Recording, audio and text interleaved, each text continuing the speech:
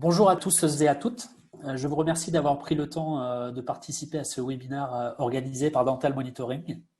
Voilà, donc nous avons le plaisir d'accueillir le docteur Philippe Van Steenberg, qui est orthodontiste, spécialiste qualifié en orthopédie dentofaciale de l'Université libre de Bruxelles. Philippe Van Steenberg a 33 ans de pratique dans l'esprit du libre examen. Il exerce en cabinet privé. Il a son cabinet qui s'appelle OrthoTeam avec 4 autres praticiens et une équipe de 10 personnes. Voilà. Philippe est également speaker et instructeur certifié pour Damon, donc Ormco depuis 2005. C'est un leader dans l'univers du digital en orthodontie. Il est instructeur Insignia, il est Invisalign Diamond Provider, instructeur Spark également, et membre et également instructeur pour speaker pour OrthoUp. Voilà, il est également donc utilisateur de Dental Monitoring depuis 1 an et demi et a aujourd'hui quelques 250 patients dans son cabinet qui sont suivis avec la technologie et l'IA de Dental Monitoring. Voilà, donc nous avons le plaisir de t'accueillir, Philippe, et je te laisse la main pour présenter ce webinaire et je vous souhaite à tous un très bon webinaire. Bonjour à tous. Je vois que nous sommes déjà une bonne centaine, donc très probablement d'autres personnes vont nous rejoindre. Ce webinaire va être enregistré, donc si vous perdez quelque chose ou si vous cherchez à avoir une copie d'écran, rien ne vous empêche de le récupérer sur le site de DM. Donc j'espère tout d'abord que vous allez tous aussi bien que possible, que votre environnement est propice au fait de pouvoir être vraiment confiné, que vous ne subissez pas les gens qui se déconfinent pour le plaisir et que vous avez l'occasion d'être dans une mentalité de croissance et de récupération. Dans tous les cas, soyez bien chez vous, mettez-vous à l'aise pour ce webinaire. J'essaie désespérément d'avancer. Et donc la question du jour, c'est comment Dental Monitoring va-t-il nous aider à surmonter la crise de la pandémie Covid-19 ? Ce webinaire s'inscrit comme le premier d'une série de 5. Et l'idée, c'était de vous présenter à l'occasion de cette pandémie la manière de réagir tout de suite, d'approfondir les solutions que vous propose Dental Monitoring et ensuite de se projeter dans l'avenir. Donc, aujourd'hui, nous allons commencer par la petite histoire de la prise de conscience que c'est une vraie pandémie et qu'il faut essayer de réagir pour survivre. Après quoi, mon collègue, le docteur Lelouch, va vous présenter en long et en large l'intérêt d'avoir Dental Monitoring dans sa pratique et donc il pourra approfondir des sujets sur lesquels je ne fais que passer. Après quoi, vous aurez la joie d'avoir le docteur Yasmine Benhabib qui vous présentera de manière très approfondie les nouvelles solutions, celles qui sont le plus adaptées à la réaction actuelle. Comme Dental Monitoring ne s'envisage qu'en équipe, vous aurez une DMC, une Dental Monitoring Champion, ou coordinateur qui vous expliquera sa façon à elle de s'approprier la plateforme et d'en tirer parti. Et puis j'aurai le plaisir de clore cette série de 5 webinaires en nous projetant dans l'avenir et en essayant de mettre en place des solutions pérennes, quelque chose qui va nous permettre de nous adapter à la nouvelle donne. Donc Benjamin vous a expliqué que je suis un praticien tout-terrain qui a le goût de travailler essentiellement en équipe, qui a roulé sa bosse pas mal sur toutes sortes de systèmes. Je suis fanatique de digital, mais seulement s'il est utile. Et j'ai à l'heure actuelle l'occasion de travailler essentiellement en clinique privée, mais également de donner cours et d'être consultant.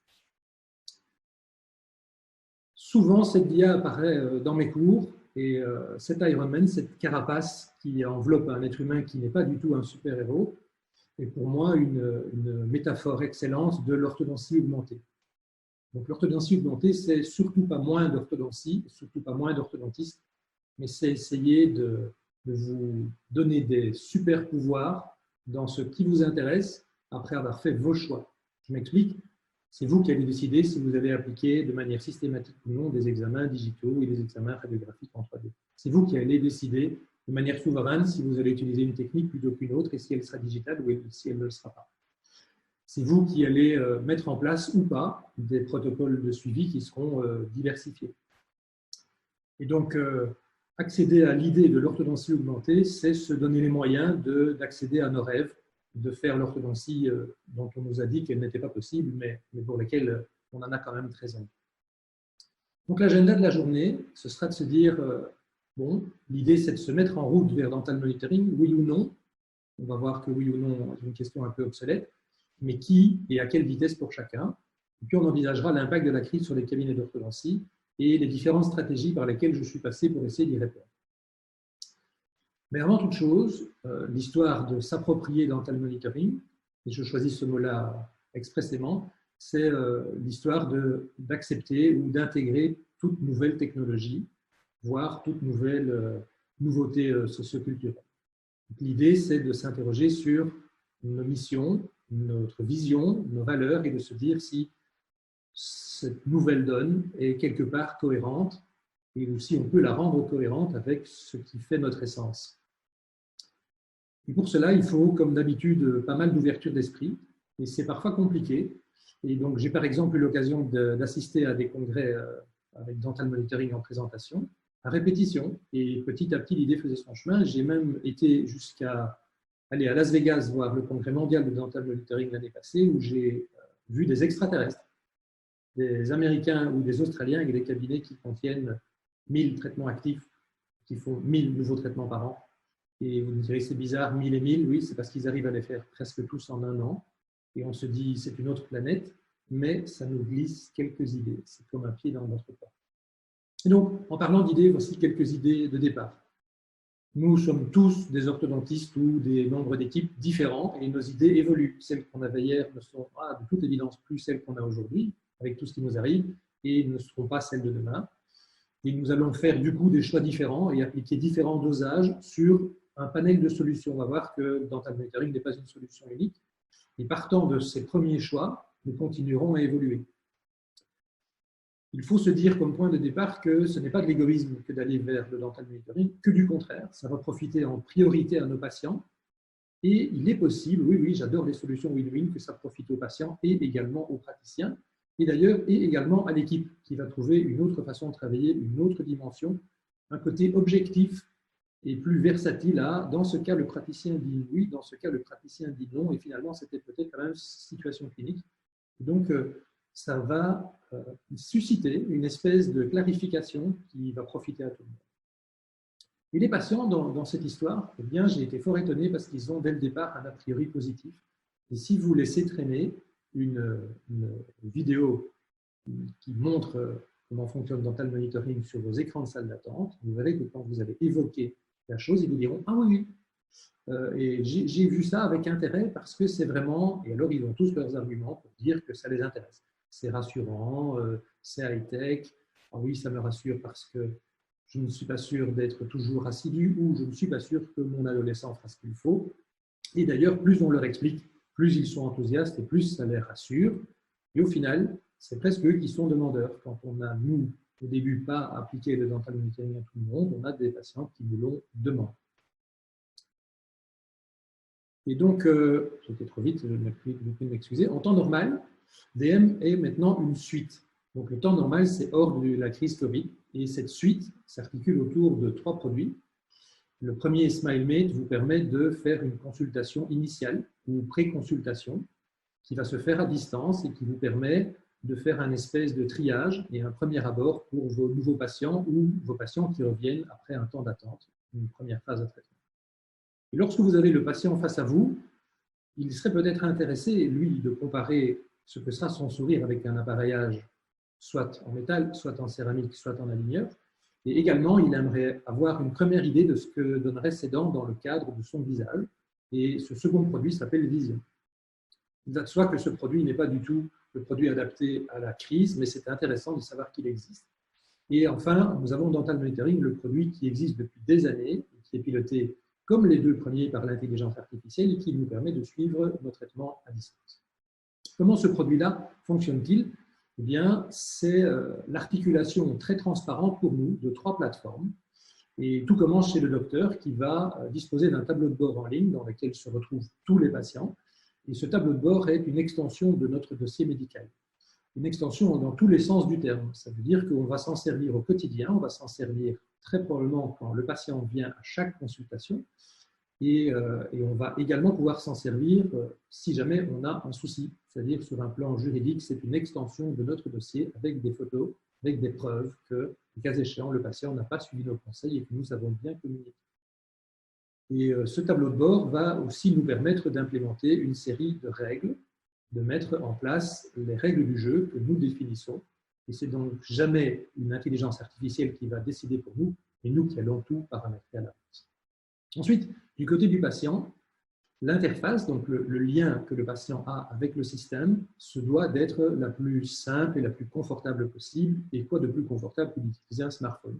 Donc cette interface se retrouve sur nos petits iPhones, Samsung et autres marques préférées. Et ça permet au patient, évidemment, de prendre des photos qui sont au final des vidéos guidées par une application qui vraiment va lui permettre de les faire comme on le souhaite, mais également d'interagir avec nous via des messages et surtout de visualiser les résultats et ses progrès et de les montrer aux autres patients. Et donc, une fois que nous aurons paramétré et que le patient aura pris ces informations seront traitées par une intelligence artificielle.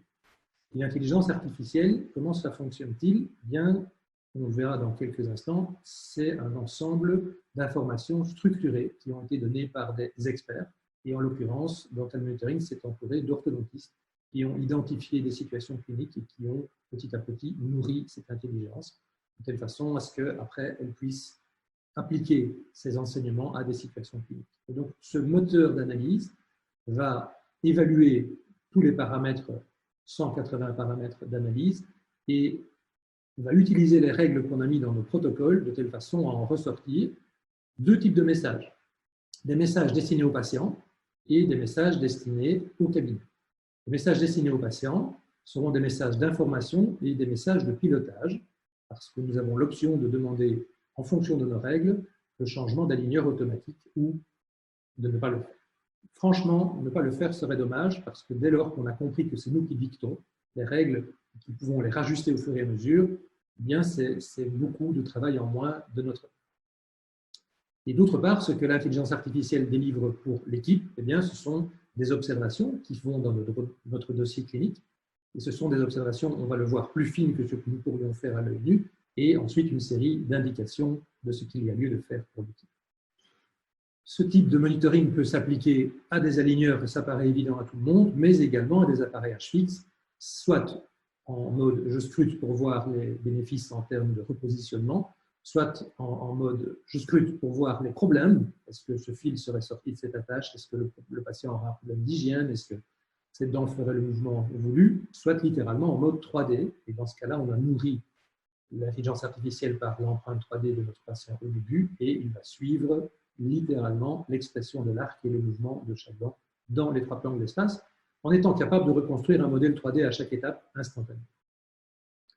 Pour que ces informations soient qualitatives à la sortie, il faut qu'elles le soient à l'entrée. Donc un colossal progrès a été apporté il y a maintenant un peu plus d'1 an, lorsque on a associé systématiquement un écarteur aimanté et une scanbox, qui est en fait un réceptacle pour que le GSM, le portable de notre patient, soit toujours très exactement au bon endroit et qu'il soit guidé dans les mouvements, de façon à ce que l'écarteur dégage bien les zones qu'on veut voir.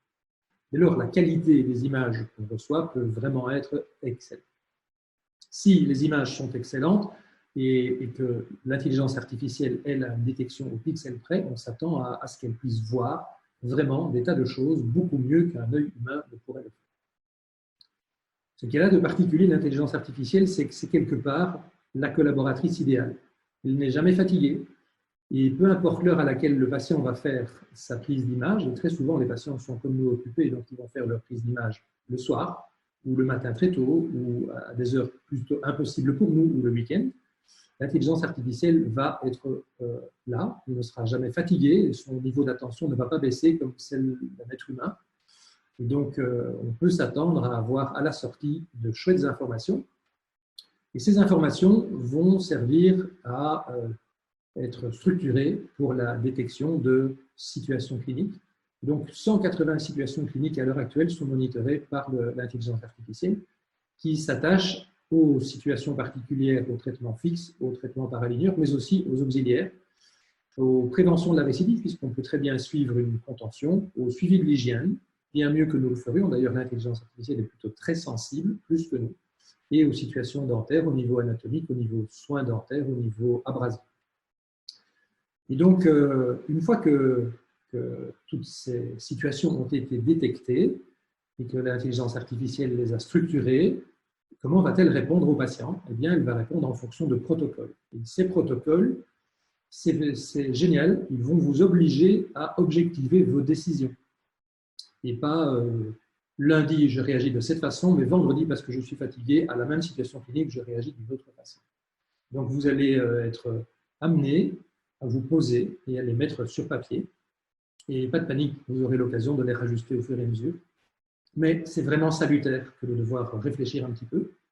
Et une fois qu'elles seront mises sur papier, en partant de protocoles tout faits que vous allez petit à petit modifier, c'est plus simple que de partir de zéro, vous allez, par itération, avoir de meilleurs et de meilleurs protocoles qui vont juste automatiser le système. Comme disent les Américains, c'est scalable. Ça veut dire que vous allez pouvoir les appliquer parce que vous avez 10 patients en monitoring, mais un jour, je vous le souhaite, vous aurez 100 patients en monitoring et peut-être un jour 500 patients en monitoring, ce qui humainement est devenu totalement impossible, mais du coup, la super collaboratrice qu'est l'intelligence artificielle va faire comme vous avez dit. Et donc, vous allez avec précision dire, bien, est-ce que cette information est prioritaire ou pas pour moi? Et vous avez 4 niveaux de priorité. Vous avez des informations silencieuses, d'autres qui remontent comme simple information, d'autres qui sont des alertes. Et vous allez du coup pouvoir avoir une série d'instructions à l'équipe et une série de messages pour le patient.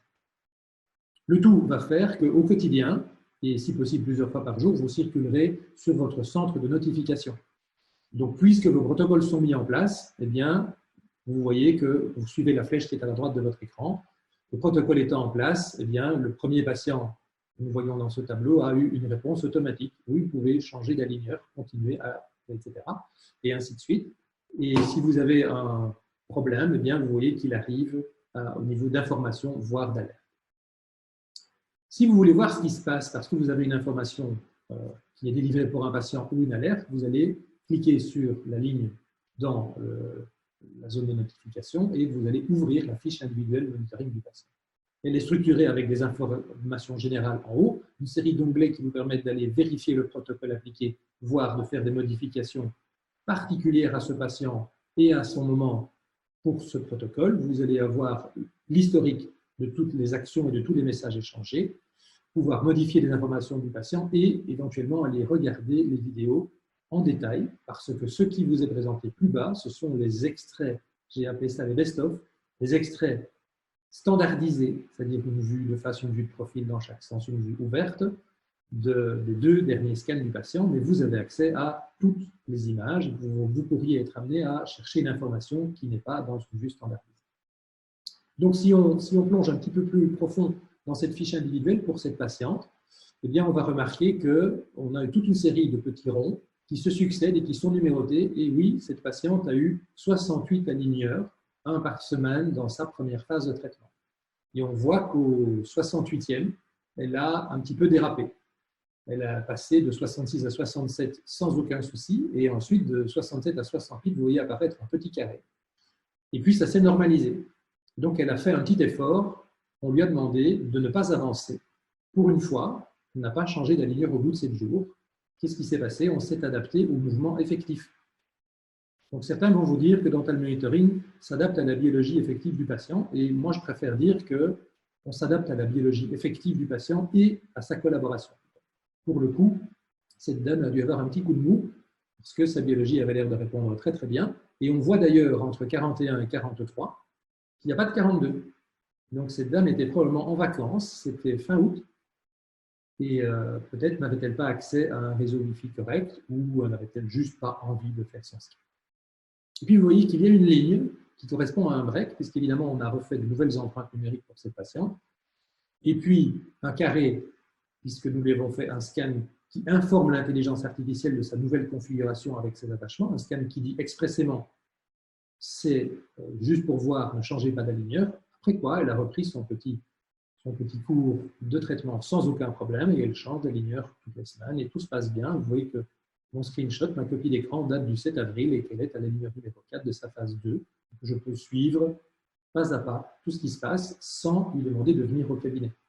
Et donc, ces 68 aligneurs auraient pu susciter un rendez-vous tous les mois, tous les 2 mois, tous les 3 mois, où vous auriez aussi bien, s'il n'y avait pas d'intervention clinique à faire de type stripping ou ajout ou retrait d'attachement de boutons, on avait aussi bien pu sauter 6 mois et lui donner tous les aligneurs, tout en se disant, eh bien, je la tiens à l'œil toutes les semaines. Et si je ne vous fais pas confiance suffisamment à l'automatisme, je peux susciter dans mon agenda un rendez-vous particulier qu'on va appeler un rendez-vous. Les Américains disent virtuel, sauf que c'est du vrai travail. Donc je déteste l'appellation virtuelle et donc je vais l'appeler rendez-vous à distance, au terme duquel j'envoie un message à la patiente disant j'ai fait le rendez-vous à distance, la consultation à distance qui était prévue, j'ai regardé attentivement votre scan et tout se passe bien, je vous rassure, bonne journée. Donc, le cas échéant, on est sur quelqu'un d'autre, le patient passe de 16 à 17 et au terme de la semaine de 17 ou de 14 jours si c'est l'intervalle que vous avez décidé d'appliquer, eh bien, ça ne se passe pas bien, on a des inadaptations. Vous remarquerez sur la photographie de gauche qu'il y a effectivement des petites inadaptations sur la 21, sur la 22, également un tout petit peu sur les incisives inférieures. Personnellement, je trouve que ce n'est pas la peine d'arrêter le patient pour de si légères inadaptations, mais ça, c'est une décision clinique qui n'appartient qu'au praticien. Donc, cette copie d'écran ne m'appartient pas, je l'ai réutilisée. Donc, ce praticien ou cette praticienne a décidé que cette inadaptation légère était une raison d'arrêter le patient et de lui demander de faire un nouveau scan 4 jours plus tard. Et ça aussi, c'est une décision qui appartient à la personne qui programme le protocole. Ça aurait pu être 2 jours, comme ça aurait pu être 7. Mais quoi qu'il en soit, ça a été profitable parce que la patiente a probablement senti ce no-go comme une stimulation. Ce n'est jamais une mauvaise nouvelle, c'est une bonne nouvelle parce que ça permet de ne pas décrocher dans le futur.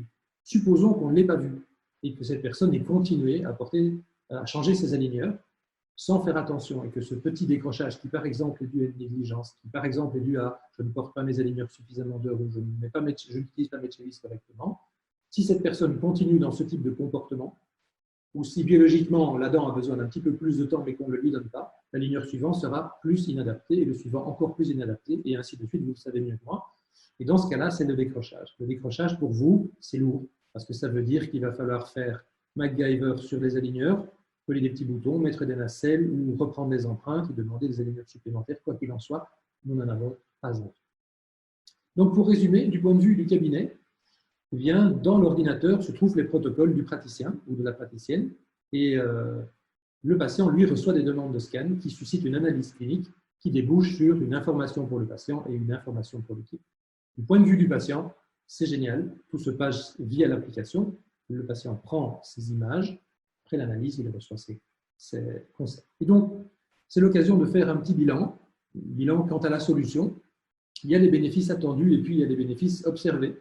Et il se fait qu'au début, les bénéfices attendus et les observés ne correspondent pas. Et donc, après pratiquement un an et demi de DM correct, je dis correct parce que j'ai commencé par le faire incorrectement, comme plein de choses, comment ça se passe-t-il? Eh bien, oui, mes patients agissent différemment parce qu'ils savent qu'ils sont regardés. Ça n'a rien à voir avec dental monitoring, c'est quelque chose qui, en sciences sociales, est vraiment bien établi. Et puisqu'à biologie égale, il y a une progression seulement s'il y a une collaboration, et qu'on le leur explique, alors les patients sont responsables et on les en tient responsables. Et du coup, on va pouvoir moduler la vitesse par rapport au mouvement effectivement observé. Et donc, si au début, quand vous démarrez avec les aligneurs, vous vous dites je vais faire changer tous les 14 jours. Ou si à un moment donné, vous vous dites, puisque des tas de conférenciers changent tous les 7 jours, pourquoi je ne changerai pas tous les 7 jours? Eh bien, dans ce cas-ci, vous allez avoir un a priori et puis une modulation. L'a priori en France, par exemple, sera qu'un adolescent change tous les 14 jours. C'est à peu près la seule façon de se faire honorer. Et qu'un adulte change tous les 7 jours. Et puis, à chacun ses a priori. Le 5e point, c'est qu'effectivement, il n'y aura pas d'imprévu. Le patient n'arrivera pas, alors que vous ne l'avez plus vu depuis 2 mois, avec une demi-douzaine d'attachements perdus, ou un bouton qui est parti, mais il a jugé bon de porter l'élastique de l'autre côté quand même, ou une adaptation complète, de sorte que vous êtes à ce moment-là dans l'impossibilité de récupérer et vous êtes obligé de faire un ICAP.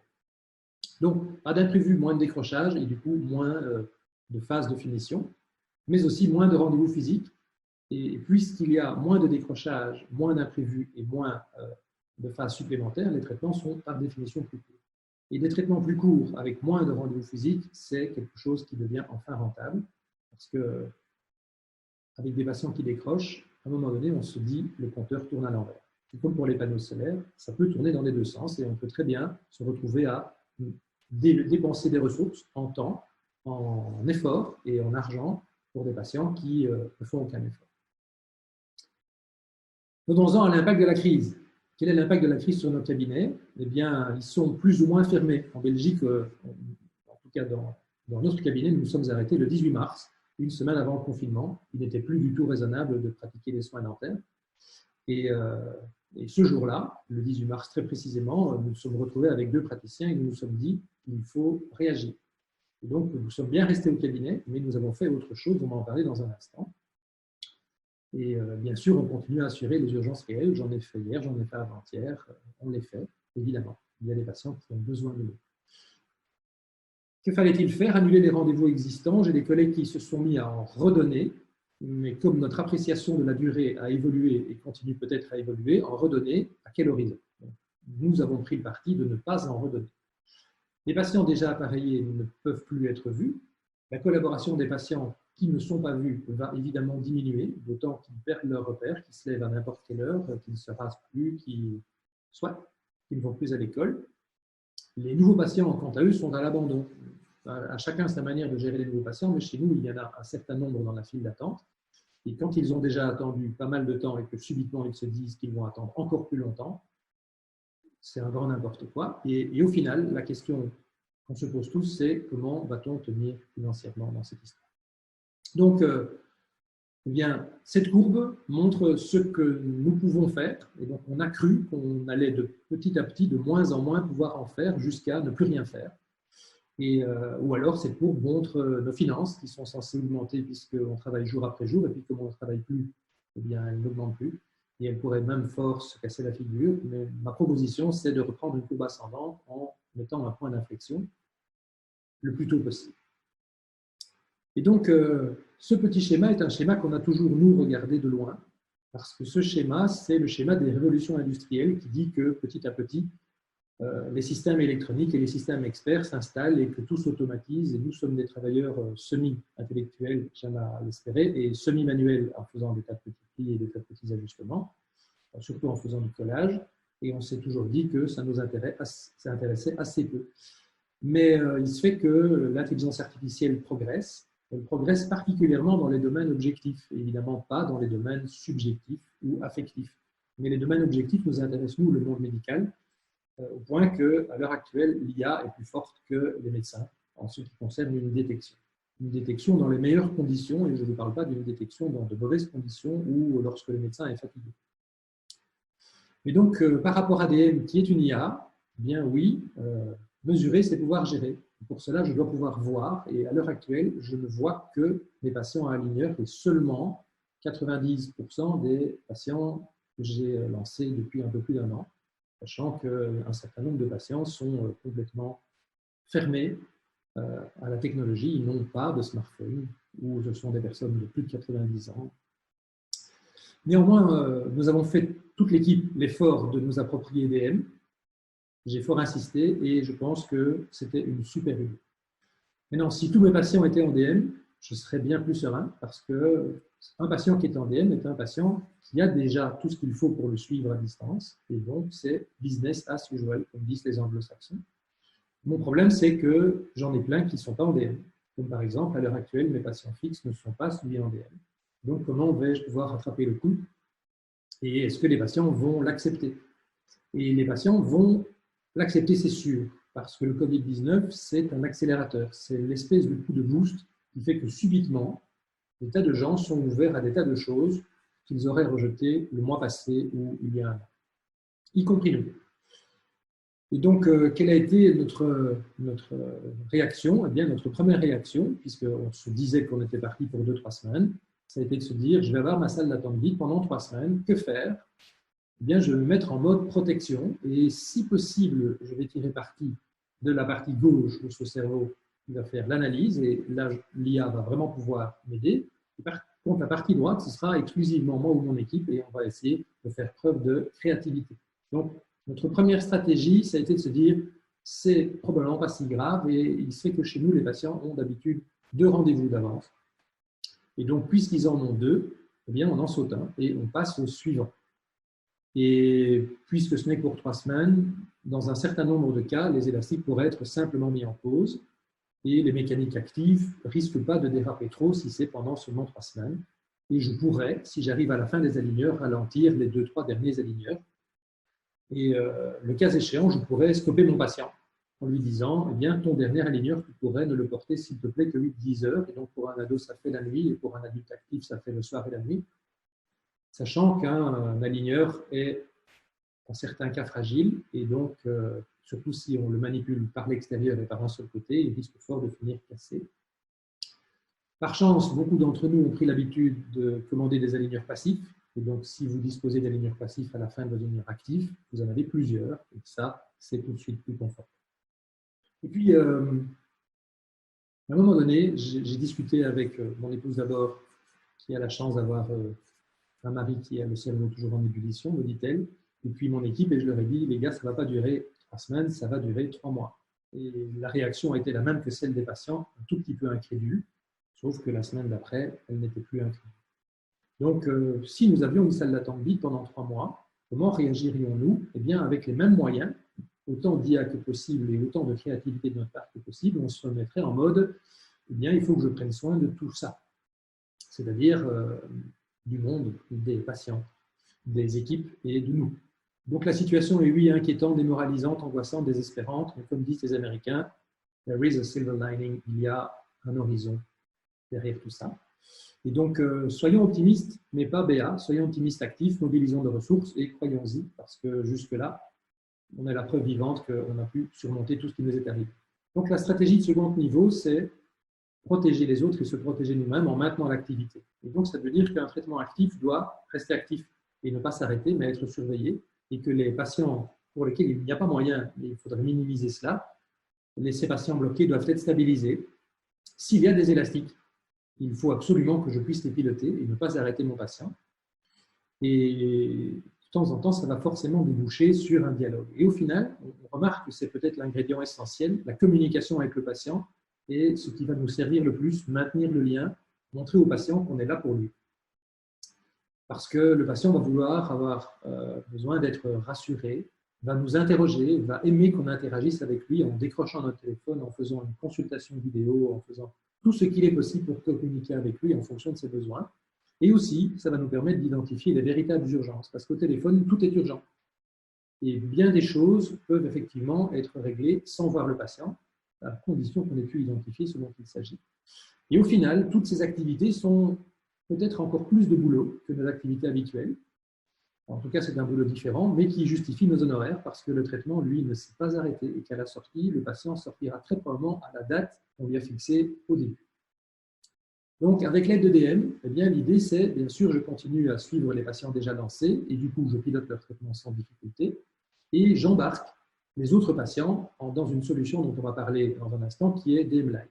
Certains vous diront, j'embarque 100% des patients dans cette solution, et d'autres comme nous ont embarqué les patients qui en avaient besoin, tout en se gardant la possibilité de claquer des doigts en embarquant un de plus dès que le besoin s'en fait sentir, et de communiquer grâce à cette visibilité que nous avons sur leur bouche avec tous nos patients. Et donc, c'est le moment de vous présenter cette solution que Dental Monitoring a sortie in extremis pour répondre à la crise par cette petite vidéo qui est très parlante.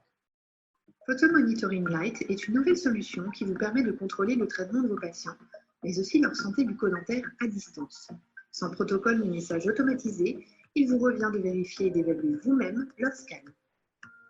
Pour commencer, cliquez sur le bouton New Action sur le profil de votre patient, puis Start Monitoring et choisissez l'option Photomonitoring Lite. Sélectionnez le type de traitement et activez le patient comme vous en avez l'habitude. Dans Photomonitoring Lite, l'intervalle entre chaque nouveau scan d'un patient est fixé à 2 semaines. Ceci ne peut pas être modifié. Cependant, vous pouvez demander un scan immédiat à votre patient à tout moment. Il vous suffit de vous connecter à son profil et de lui en faire la demande. Le résultat des scans de vos patients est disponible dans votre centre de notification. Vous pouvez vérifier ces scans en cliquant simplement sur le nom du patient. Ce clic vous conduira à son profil complet où vous aurez accès à l'ensemble de ces scans. Vous pouvez naviguer entre les différents scans et les comparer aux précédents. Il vous est également possible d'envoyer le scan de votre choix à votre patient en l'annotant pour plus de clarté sur le message que vous souhaitez lui transmettre. Pour cela, sélectionnez le scan de votre choix et cliquez sur Send with a Note. Vous pourrez alors dessiner sur la photo et ainsi mettre en évidence ce que vous souhaitez. Vous pourrez également ajouter un commentaire si vous le désirez. Dans votre centre de notification, vous aurez par ailleurs accès à tous les messages envoyés par vos patients. Vous pourrez y répondre directement depuis ce centre de notification. Si vous souhaitez envoyer un message à un patient, il vous suffit de vous connecter à son profil et de cliquer sur le bouton New Action avant de choisir Send a message to patient.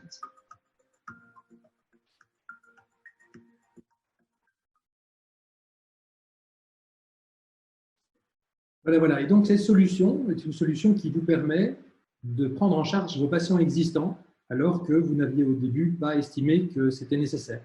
Sauf que les conditions ont complètement changé. Et vous remarquerez que c'est exactement la même interface que celle dont je vous ai parlé pour le dental monitoring complet. La différence essentielle, c'est que l'intelligence artificielle ne fonctionne pas en détection. Et donc, vous n'allez pas avoir l'expression de protocole. C'est vous, praticien, qui allez naviguer dans les photographies, comme vous l'auriez fait en bouche, et qui allez interagir avec le patient. Et ce côté interaction est génial. Disons-le simplement, il vous permet déjà de communiquer avec l'adolescent directement sans passer par le filtre de la maman qui sait mieux, qui parle à sa place. Et c'est vrai également pour les vidéoconsultations qu'on va évoquer dans un moment. D'habitude, vous vous retrouvez avec l'adolescent seul. Et ça aide tellement.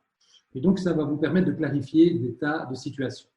Comment est-ce que les choses se passent? Dental Monitoring a basculé totalement en mode Covid et ils ont mis 100% de leurs ressources à l'aide des orthodontistes.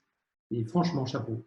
Et donc, l'entièreté du personnel de Dental Monitoring s'est mise en service client. Ça veut dire qu'à tout moment, vous pouvez les appeler.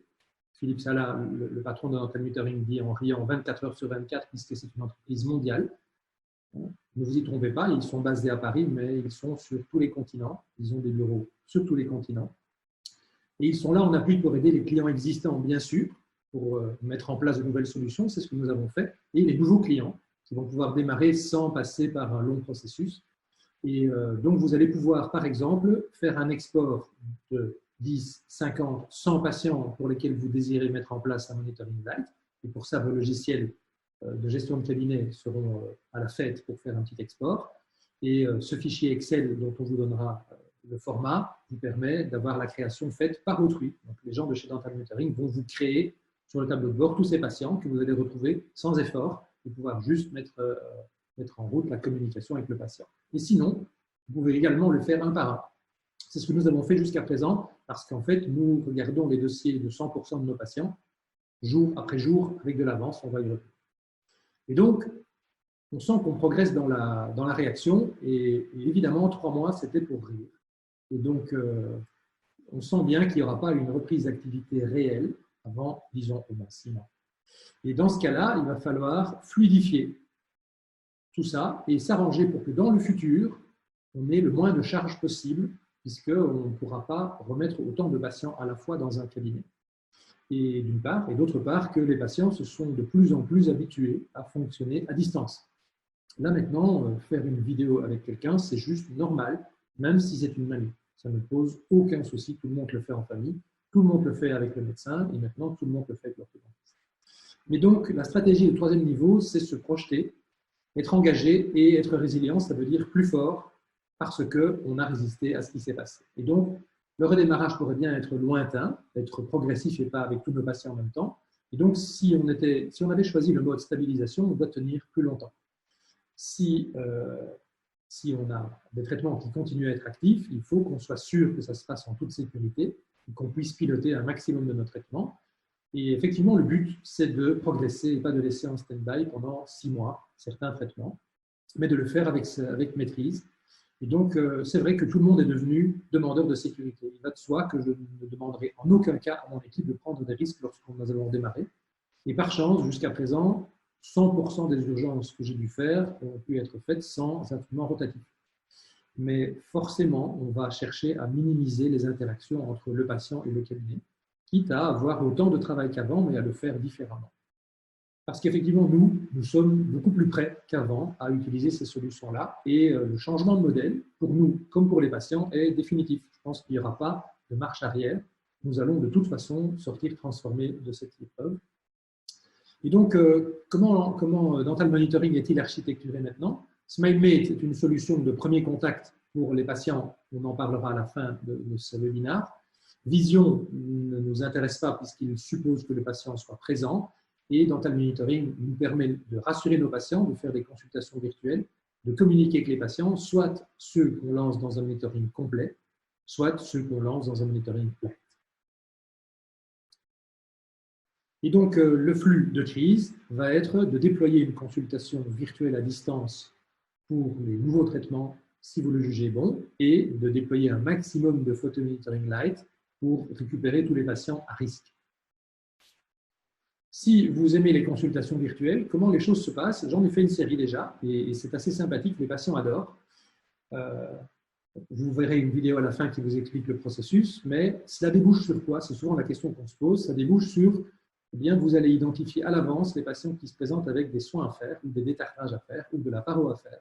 Et ça va éviter qu'ils viennent polluer votre consultation en ayant mis beaucoup de temps en œuvre. Par exemple, chez nous, le patient est d'emblée vu pour un avis complet, et un avis complet, ça fait vraiment bien. Et un certain nombre de patients font trop tôt.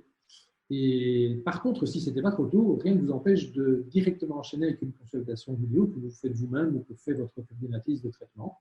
Et dans tous les cas, vous avez un dossier qui a commencé à se remplir, le patient va le recevoir, on va voir déjà les solutions qui s'offrent à lui, et vraiment, ils sont très satisfaits du fond et de la forme de ce qu'ils reçoivent, qui, encore une fois, est totalement sous votre contrôle. Et donc, par définition, vous allez leur dire que vous allez les rappeler. Et donc, c'est du travail qui est fait en avance. Il y a un patient qui est vraiment rassuré sur votre professionnalisme. Et donc, la vidéoconsultation. Alors, la vidéoconsultation est quelque chose qui devient à la mode parce que si vous communiquez avec un patient par téléphone et qu'il vous explique que c'est urgent, vous ne savez pas si c'est vraiment urgent. Et d'habitude, la maman vous explique que la plaquette est décollée, mais au final, c'est un fil qui dépasse. Ou l'inverse. Et donc, de temps en temps, il est plus simple de parler en direct avec l'enfant, si c'est un adulte, ça ne pose pas de problème non plus, et de poser des questions, voire de leur demander un zoom sur leur bouche, et tout ça ne pose pas de problème. Mais ce qui pose problème, c'est la plateforme. Et donc, ici, nous sommes dans un webinaire Zoom, qui est un webinaire fait avec des clés uniques, et donc vous êtes en sécurité. Mais un Zoom public, c'est quelque chose qui a une série de failles et qui, en tout cas, n'est pas conforme professionnellement. Donc, ce n'est ni RGPD ni HIPAA pour les Américains. Donc, il existe aux États-Unis depuis belle lurette des systèmes de consultation qui peuvent s'adapter jusqu'à un hôpital avec plusieurs salles d'attente, avec plusieurs équipes, dont Doxy.me, qui est une solution très, très valide aux États-Unis et qui a le gros avantage de ne pas être labellisé. Ça veut dire que vous n'avez pas un gros logo Invisalign qui vient sur toute consultation vidéo que vous aimeriez faire. Pourquoi je vous parle de cela? Parce qu'Invisalign vient de sortir une consultation vidéo intégrée à votre IDS. Si vous ne savez pas comment elle fonctionne, c'est fort simple. Il suffit de la solliciter et vous aurez un site accessoire qui vous permet de planifier des consultations vidéo. Mais c'est du Zoom. Donc ça veut dire que sur un plan légal, nous sommes un peu limite et que ça oblige le patient à télécharger une application. Et si le patient est la dame de gauche, il est possible qu'elle rencontre quelques difficultés parce que d'habitude, elle se fait aider par son petit-fils, mais elle est confinée. Et donc, Doxy.me a été intégré dans Dental Monitoring et dans SmileMate, qui sont deux applications différentes. Et ça fonctionne génialement bien. Vous utilisez le numéro de téléphone de la personne qui reçoit instantanément un SMS et vous lui fixez un horaire. Et lorsqu'elle rentre dans votre salle d'attente, vous êtes prévenu. Et vous la prenez si et quand vous voulez, en pouvant mettre plusieurs personnes en même temps dans la salle d'attente, et vous discutez. Et puis vous refermez, et le tout a été crypté, et le tout est aux normes médicales, sans aucun problème. Je vous encourage, la vidéoconsultation est vraiment une dimension géniale dans le système.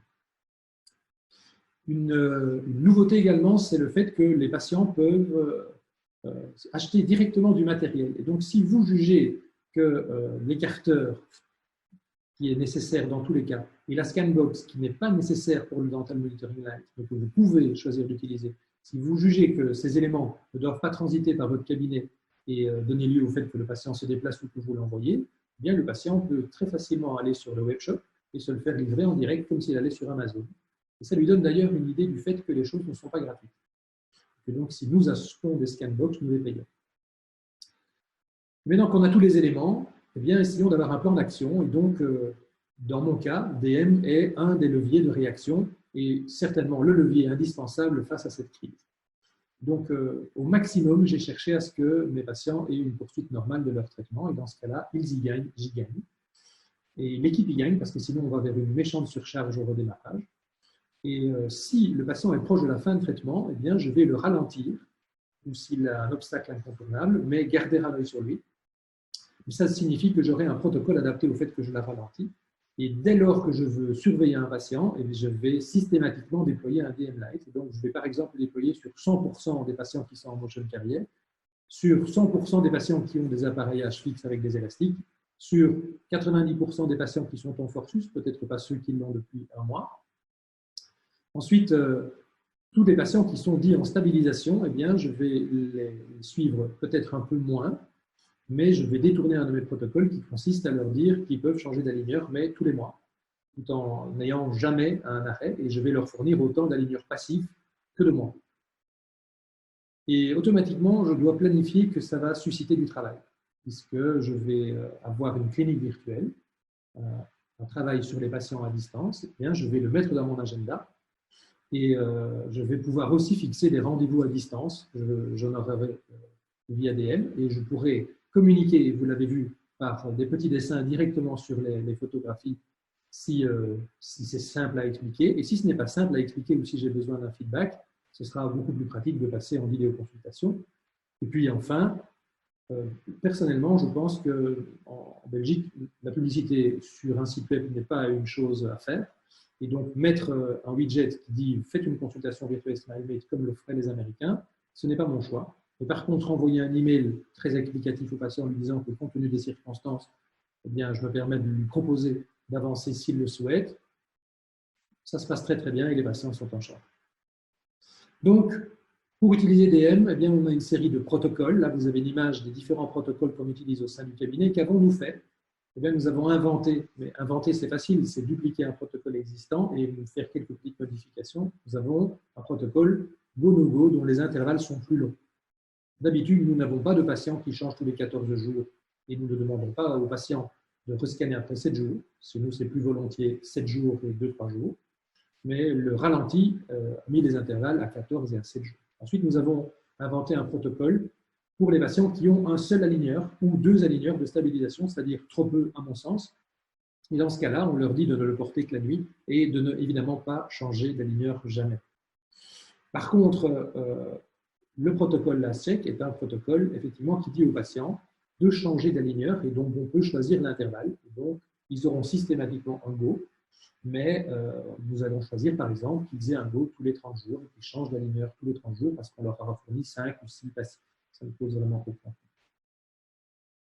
Et donc, comment nous sommes-nous organisés ? Eh bien, on a fait des Google Sheets. Certains ont fait des tableurs Excel, mais une Google Sheet, c'est pratique parce que ça ne coûte rien et qu'on peut le modifier de 4, 5, 10 endroits en même temps et que c'est mis à jour à la volée, en ligne, même si vous êtes tous à distance.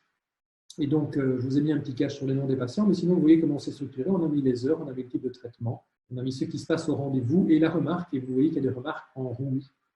Et puis des stratégies qui déboulent derrière, et donc un certain nombre de patients qui auront un DM Lite. Et vous voyez une colonne Drive. Et la colonne Drive, c'est un driving, d'où la petite icône en haut à droite qui vous explique que les patients vont venir chercher. Et c'est permis de venir chez son pharmacien chercher un médicament ou d'aller chez son médecin. Et donc, c'est permis d'aller chez son orthodontiste et a fortiori pour venir chercher un dispositif médical. Mais donc, on n'a évidemment pas débooké 500 patients en envoyant 500 emails. On a attaqué semaine après semaine, jour après jour, dossier après dossier, en les ouvrant et en vérifiant ce qui était noté. Et comme la première fois qu'on l'a fait, sur les 3 premières semaines, on n'avait pas apprécié que ça durait bien plus longtemps, on a recommencé, on est repassé dessus.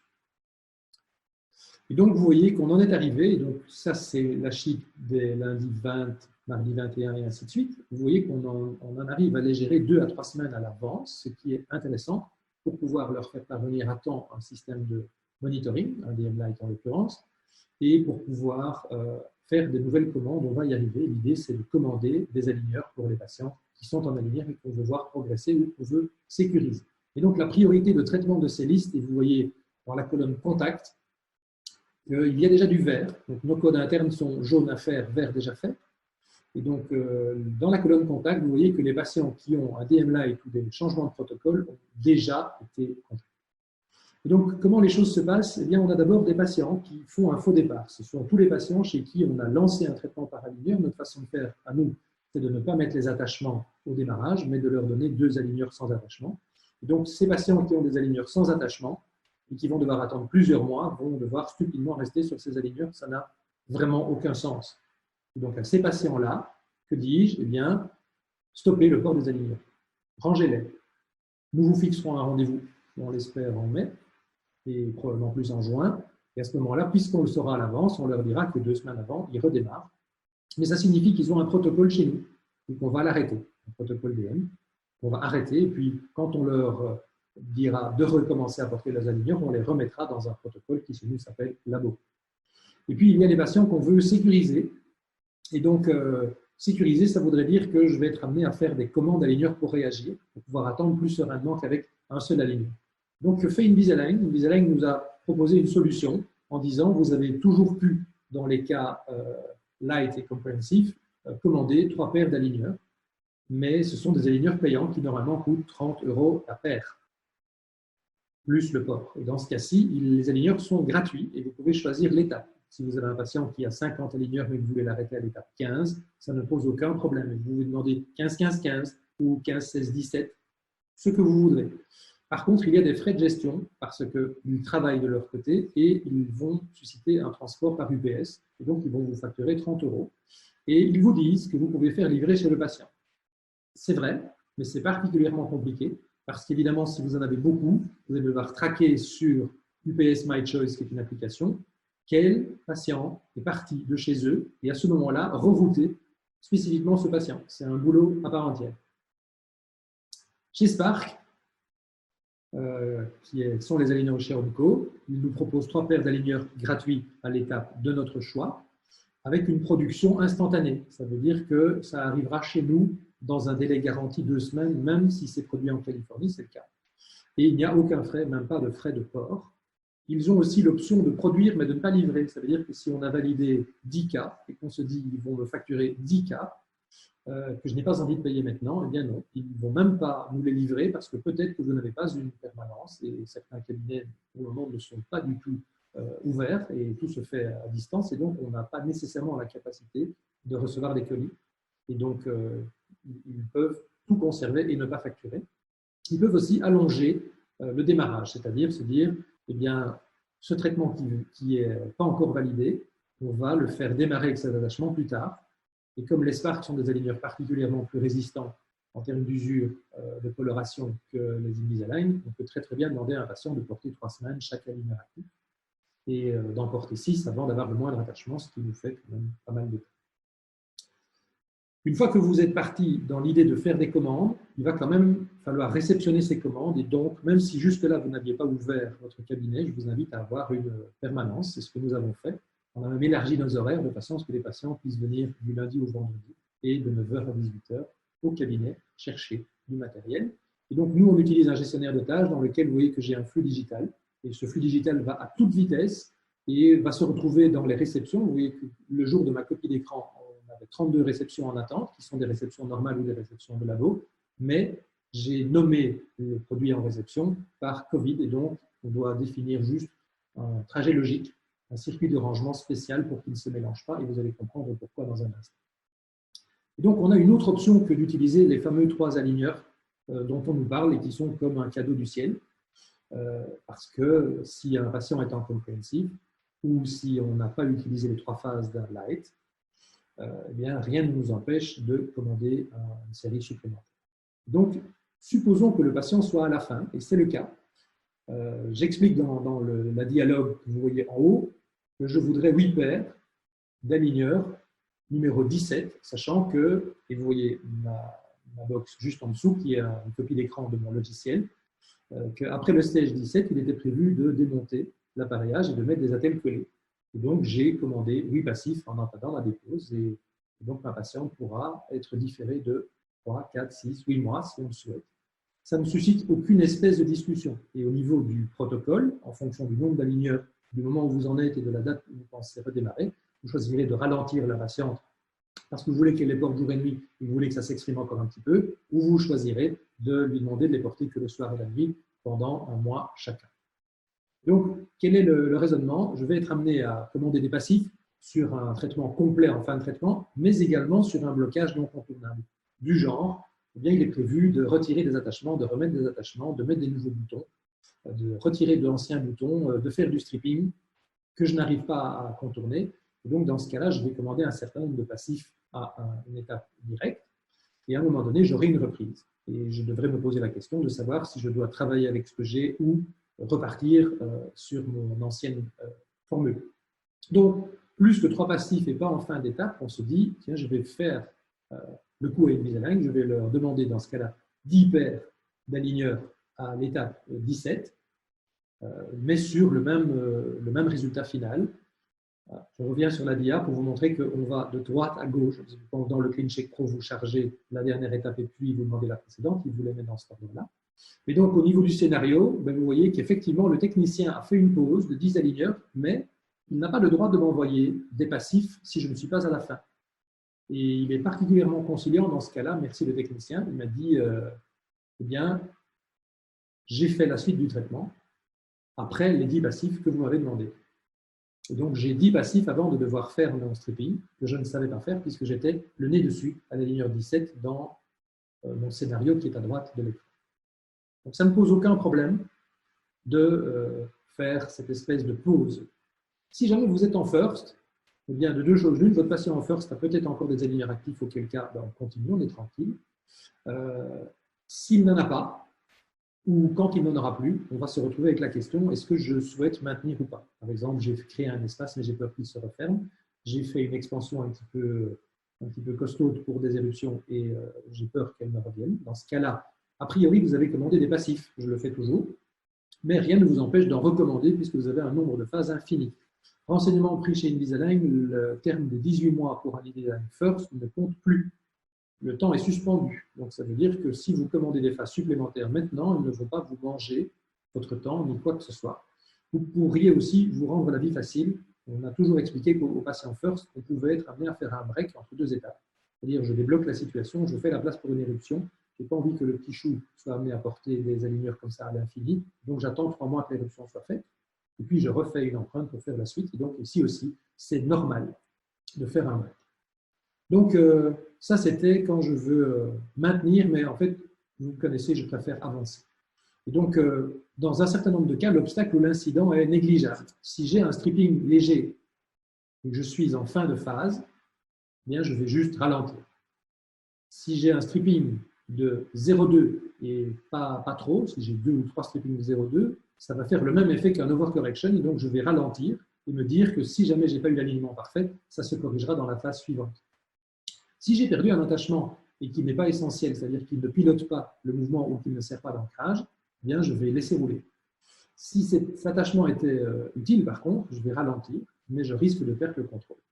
Donc, dans ce cas-là, je m'attends et j'explique au patient qu'on va probablement après résoudre en ajoutant des petites choses ou qu'on le résoudra dans la deuxième phase. Et si j'ai trop peur, eh bien, à ce moment-là, faisons une commande de passif et mettons-nous sur pause. Pareil, si je perds un bouton, mais que ma mécanique de classe 2, par exemple, s'est suffisamment exprimée, il me reste un petit peu de rétraction incisive, eh bien, pas de problème. Sinon, mettons-nous sur pause. Par contre, dès que je voudrais avancer, eh bien, première cas de figure, je voudrais reporter à la phase 2. Donc, c'est le cas. Ici, j'ai 2 strippings et j'ai demandé de faire la fin sans les 2 strippings.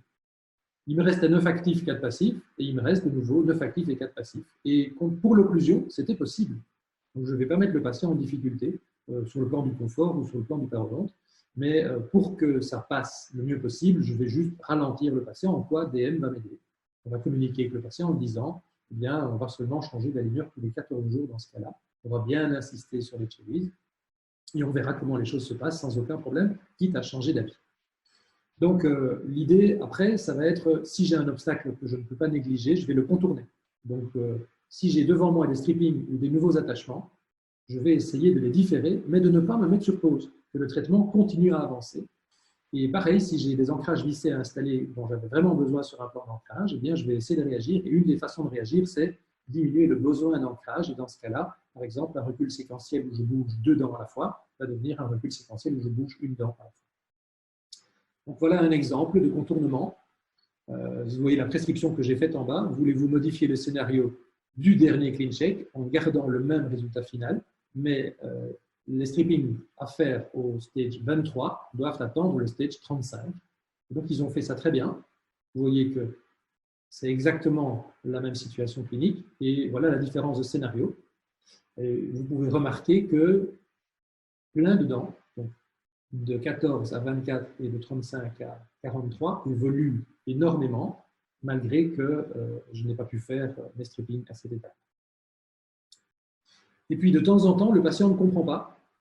Et donc, c'est le moment où DM est à ma rescousse. Le patient a laissé un message au secrétariat.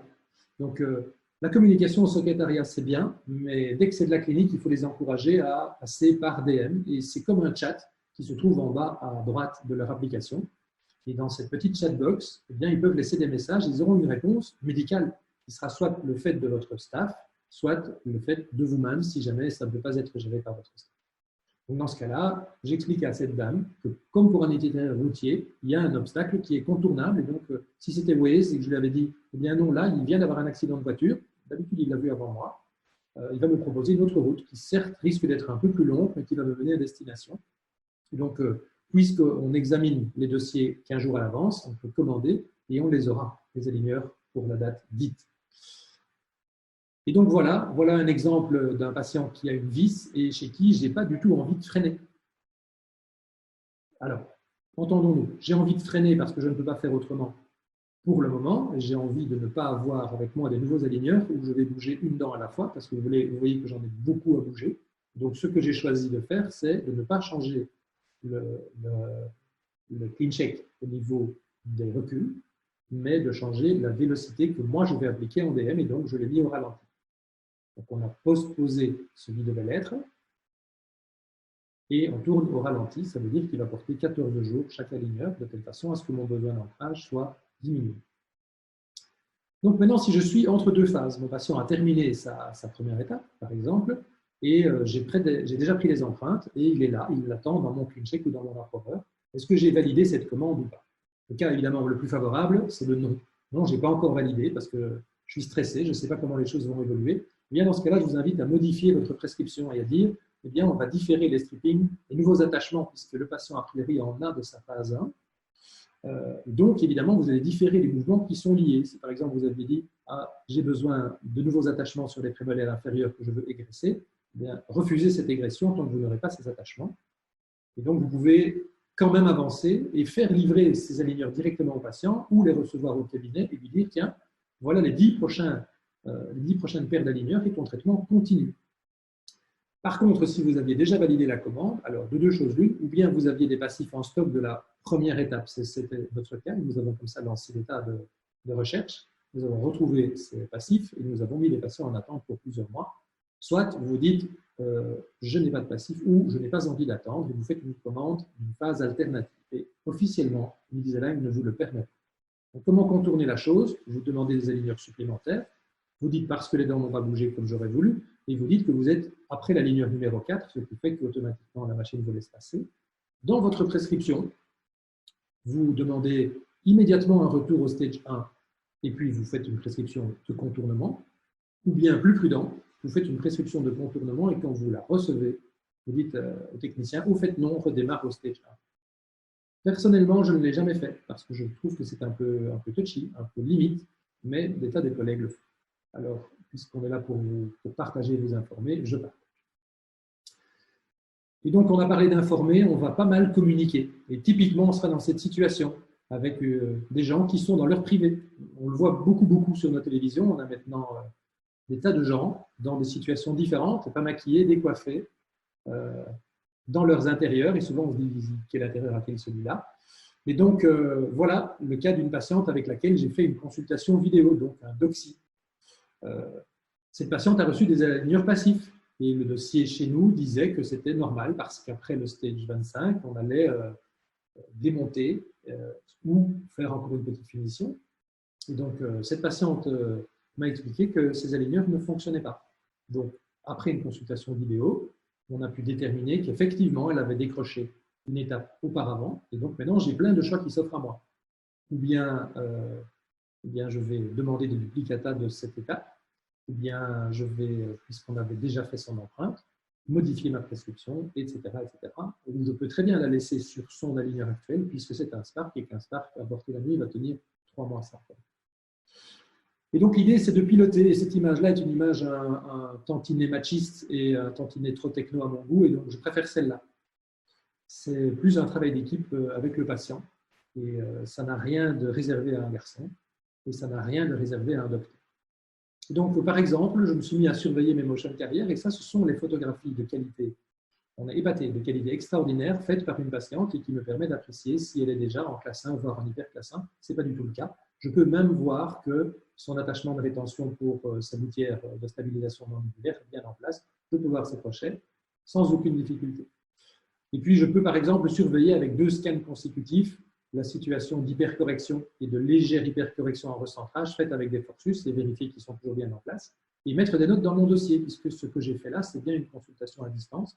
Ça va dans mon dossier médical et donc je sais que la prochaine fois, supposé que je puisse revoir le patient avant un prochain scan, je vérifierai si c'est bel et bien son occlusion réelle et qu'alors je pourrai lui retirer ses bielles. Je pourrais aussi gérer une urgence. Là, on m'a dit qu'elle a perdu une attache, mais que ça ne fait pas mal, mais qu'on ne sait plus mettre les élastiques. Et donc, j'ai dit, mais je vois toujours une attache qui permet de le faire, et j'ai fait un petit dessin. Des fois, on a des surprises, parce que ça, c'est un scan fait en routine, et le patient a désengagé ses 2 forceps et n'a rien dit à maman. Donc, c'est l'occasion de lui dire, tiens, je vois qu'ils sont désengagés, pourquoi tu ne les as pas réengagés, et un dialogue peut s'installer. Et puis, l'idée, c'est d'être très, très réactif et d'expliquer aux patients qu'ils ont le même problème à distance que dans le monde réel. C'est-à-dire que quand on leur demande de mordre, ils mordent d'habitude trop sur les dents de devant. Et donc, un petit dialogue s'installe. Vous pouvez avoir des dialogues préétablis dans un document que vous avez à côté et faire des copier-coller. Vous n'êtes pas obligé de tout réécrire. Mais c'est toujours positif. C'est « Bonjour Sophie, merci pour tes photos ». On lui explique qu'elle a plusieurs façons de mordre et que ce qui nous intéresse, c'est les dents postérieures. Et donc, on lui renvoie une demande de scan immédiat. Vous avez vu sur la petite vidéo que c'est 1 par 14 jours, mais qu'on peut en redemander si on a une difficulté. Merci d'avance et un petit smiley, parce que l'idée, c'est d'être dans de la communication positive. Et donc, voilà Sophie qui est passée de gauche à droite. Elle m'a montré, donc du 7 au 8 avril, elle m'a montré une façon de mordre complètement différente. Et maintenant, on peut faire un travail de qualité. Pareil, en fixe, où on se disait, je voudrais piloter les élastiques de recentrage de ce patient. Et donc, maintenant, sur la photo de droite, je vois qu'il n'est pas centré. Et donc, je lui dis, eh bien, voilà comment tu dois mettre tes élastiques. Merci pour tes photos excellentes, en bonne occlusion. Je vais modifier ta prescription d'élastiques. Tu ne dois plus du tout les mettre à gauche. Par contre, je souhaiterais que tu en portes à droite jour et nuit, selon le schéma. C'est difficile de ne pas comprendre et donc c'est top. Et donc, au-delà de ces interactions, l'idée, c'est d'engager, de créer du lien avec les patients qui se sentent complètement abandonnés parce qu'ils ont déjà attendu pour nous voir la première fois et que là, on leur a juste donné un coup de téléphone en disant « on est désolé, on ne va pas pouvoir vous voir ». Donc, nous avons des jours où nous voyons des patients en parallèle avec nos patients normaux, nous avons des jours où nous voyons quasiment que de nouveaux patients. Donc ça, c'est un jour nouveau patient. Qu'avons-nous fait? Nous avons bien longuement paramétré SmileMate. Je dis longuement, disons que ça prend une bonne heure si vous voulez le faire vraiment à fond, avec vos petits emails personnels, vos tournures de phrases à vous et tout. Et puis, nous avons envoyé un email depuis notre logiciel avec un lien vers la plateforme en disant au patient, si tu le souhaites, et totalement à titre gracieux, eh bien, voilà ce que je te propose. Et je vous montre une petite vidéo pour vous expliquer comment ça fonctionne. La consultation virtuelle SmileMate offre aux patients la possibilité de recevoir un compte-rendu de leur santé bucco-dentaire à distance. Pour commencer à proposer ce service de téléconsultation à vos patients, il vous suffit de leur envoyer votre lien personnalisé. Celui-ci est disponible dans votre tableau de bord SmileMate, dans l'onglet Paramètres, Consultation virtuelle, à la page Génération de clients potentiels. Vous pouvez copier et coller ce lien pour l'envoyer à vos patients par email ou par SMS par exemple. Lorsqu'il clique sur ce lien, le patient est automatiquement dirigé vers une page dédiée. Lorsque le patient l'ouvre, il voit immédiatement une description rapide du fonctionnement de l'interface et un tutoriel en vidéo pour le guider dans sa prise de photos. Il lui faudra remplir un questionnaire pour commencer le processus, puis charger les photos de ses dents en les faisant correspondre aux exemples qui lui sont donnés. Le patient peut tout à fait utiliser l'appareil photo de son smartphone. 5 photos doivent être chargées au total, 2 faces, côté gauche, côté droit, puis occlusales haut et bas. Dès la fin du chargement, le patient peut soumettre ses photos dans l'interface pour analyse. Dès que le rapport est prêt, vous pouvez y accéder via le menu Liste des scans dans votre tableau de bord SmileMate. Cliquez simplement sur le nom du patient pour voir son rapport. Son dossier comprend un résumé de son état bucco-dentaire et les photos de ses dents que vous pouvez consulter. Vous pouvez bien sûr consulter les observations et les recommandations de traitement portées sur ce rapport. L'onglet Options de traitement vous permet de modifier ces recommandations avant de partager le rapport avec votre patient. L'onglet Notifications vous offre la possibilité de recevoir un email dès que de nouvelles photos de patients sont disponibles. Au choix, vous pouvez proposer à vos patients de prendre un rendez-vous à réception de leur rapport. Si vous choisissez cette option, une icône apparaîtra sur le rapport. En cliquant dessus, le patient vous enverra un mail automatique puis vous signalera une demande de rendez-vous. Et donc, le 4e niveau de réaction, ça va être de réinventer notre futur. Et j'aurai l'occasion donc de vous retrouver à la fin de cette série de webinaires, le mercredi 22 avril, pour vous expliquer sur le long terme toutes les applications et toutes les idées qui me sont venues. Je dis me sont venues, mais c'est le moment ou jamais de remercier toute mon équipe. Donc, depuis le début de cette crise, nous avons choisi de maintenir l'équipe au travail en rotation, puisque nous avons moins de travail. Et donc, ils se succèdent, ils assurent la permanence. Et donc là, pour l'instant, Sébastien est fidèle au poste. Et Nathalie est d'habitude en ligne, mais tous les autres sont bien présents. Et mes 3 collègues orthodontistes savent que nous prenons bien soin des patients qu'ils ont au cabinet, puisque eux, ils veillent sur les patients qu'ils ont dans leur cabinet. Mais donc, toute l'équipe fonctionne de manière soudée. Et donc, c'est le moment, si vous le souhaitez, de répondre à vos questions. Merci Philippe. Alors là, j'ai une petite question, enfin question-remarque de Madame Monsieur Le Joly. Donc bonjour, apparemment chez Invisalign, je ne peux pas commander en même temps 3 paires d'aligneurs identiques, mais seulement une paire. On peut commander une paire de 3 aligneurs différents. Que tu as des informations sur ça? Je dois avouer que je n'ai pas essayé, parce que je trouve la démarche étrange. De toute façon, j'avais commencé à réagir bien avant qu'ils ne proposent leur solution 3 aligneurs. Et je ne vois personnellement pas pourquoi je paierais 30 € pour 3 aligneurs que je peux obtenir autrement. Mais ça n'engage que moi. Donc, je commande beaucoup chez Invisalign, mais je ne commande pas du tout cette formule 3 aligneurs. Par contre, je l'ai beaucoup utilisée chez Spark, parce qu'effectivement, c'est 2 clics. Chez Invisalign, je n'ai pas essayé. L'avantage d'Invisalign, c'est qu'ils sont très réactifs et que si vous-même commandez une phase complète, vous êtes sûr que dans les 15 jours ou plus tard, vous l'aurez chez vous dans le cabinet. Ce qu'on ne peut pas faire avec Spark puisque la production se fait loin. Et donc, c'est pour ça que j'ai modulé mon niveau de réaction entre les deux marques.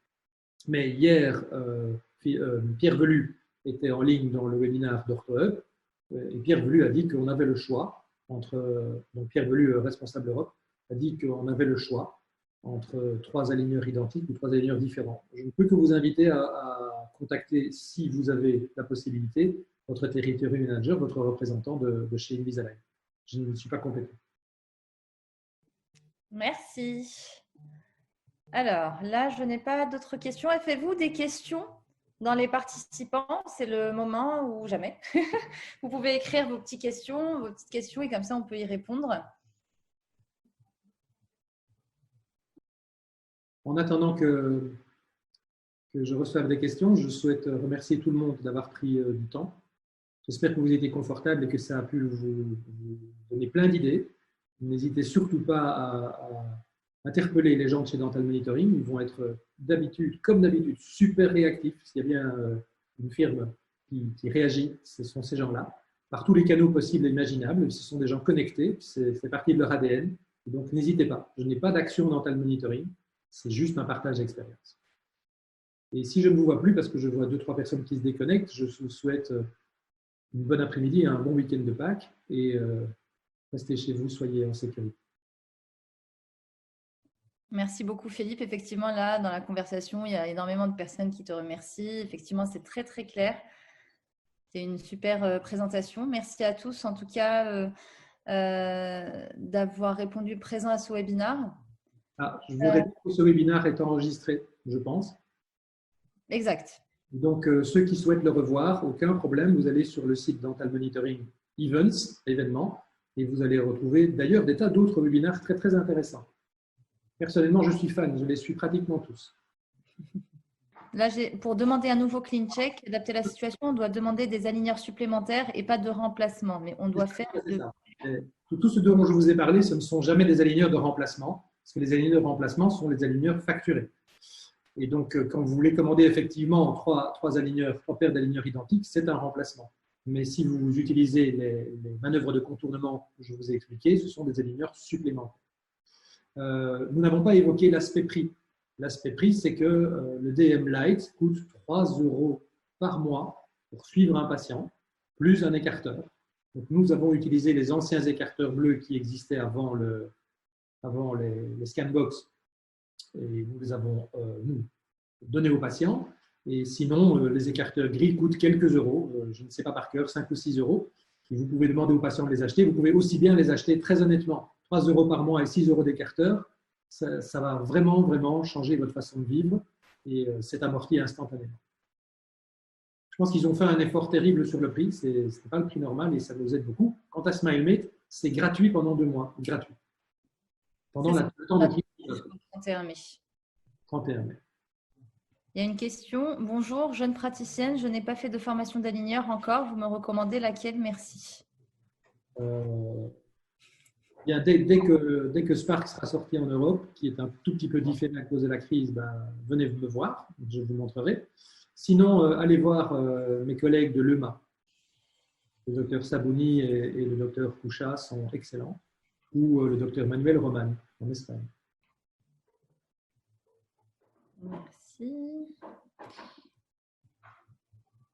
Alors, pour DM Lite, il faut donner des écarteurs, oui. Les patients peuvent le faire avec leurs doigts ou avec des cuillères, mais honnêtement, ce n'est pas qualitatif. Mais par contre, avec l'écarteur, c'est super simple. Donc, n'hésitez pas. Envoyer un écarteur par la poste, si c'est protégé, ne pose pas de problème. Mais ceci dit, mon expérience, c'est que au moins 80% des patients se déplacent sans aucun problème. Alors, pour aligneur supplémentaire, il faut faire une prise d'empreinte? Non, absolument pas. Vous leur dites que pas du tout, il n'y aura pas d'empreinte et au niveau des photos, vous remettez les anciennes. Et comme en remarque, vous avez mis autre et vous avez expliqué que c'est crise Covid, ils ne vont rien vous demander de tout ça. Donc, ça ne pose aucun problème de faire des aligneurs supplémentaires sans empreinte et avec l'ancien jeu de photos. Pas de souci. Philippe, il paraît que le drive ortho, j'ai un praticien qui dit drive ortho n'est pas autorisé en France. Alors, je ne sais pas pour la France, mais nous, on a fait un document qui est un document dans notre logiciel de cabinet qu'on peut envoyer par email au patient et qui est une attestation de déplacement. Ceci dit, 80% des patients ne nous la demandent pas et jamais personne n'a eu de souci en nous disant on m'a arrêté, on ne m'a pas laissé passer, mais certains patients la demandent et on la leur donne. Pas de problème. Je sais qu'en France, il y a un modèle d'enveloppe qui est un petit peu rigide et qui se vend à la poste, qui coûte, je pense, 8 € et qui évite qu'il y ait de la casse et qui, par contre, permet, c'est génial, un tracking, de savoir si l'envoi est en route et s'il est déjà arrivé. C'est un très bon outil, je pense, qu'on n'a pas en Belgique. D'accord. À la poste THS, me dit-on, mais hier, non. Parce que hier, on en a encore parlé avec des Français qui utilisent le système. Donc, la poste fonctionne peut-être à certains endroits et pas d'autres. En Belgique, la poste fonctionne super bien. Et tous les fournisseurs fonctionnent maintenant à nouveau plutôt pas mal. C'est ça, ça dépend des régions. À côté de chez moi, c'est fermé, mais à 2 km d'ici, c'est ouvert. Donc, en fait, ça dépend. Merci beaucoup, Philippe.